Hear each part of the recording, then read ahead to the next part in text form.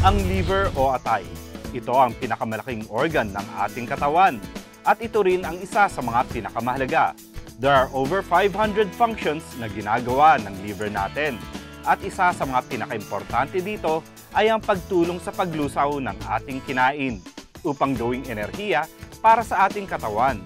Ngunit minsan, ito'y ating napapabayaan at isa na dito ay ang pag-aabuso sa alak. Alam na alam nito ni Harvey Dichoso. Well, aside from accounts management, so ang ginagawa basically, naniligaw kami sa clients. So, pinapainom namin yung clients or minsan sumasama kami sa clients na gumimik. Ginagawa namin sila ng talagang parang friends. Madalas talaga kami umiinom as like thrice a week. Minsan, over the weekends, umiinom pa. Pag nagkaya yung client mo na samahan mo sila, wala akong nagagawa eh. Siyempre nga, nanliligaw ako. Minsan, yung mga clients mo is matatanda. Mahilig sila sa mga scotch eh. So talagang mataas yung alcohol content. Minsan, parang naramdaman mo, may masakit na sa tiyan mo eh.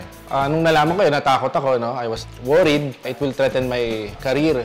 Not only that, siyempre yung buhay ko. Yun ang mas mahalaga. So talagang nag-decide ako na kailangan may magbago sa lifestyle ko. Nagkaroon kami ng annual check-up sa company. Pinakita sa akin ng doctor yung result na mataas nga yung SGPT ko. So, I was wondering, ano nga ba yung ibig sabihin ng SGPT?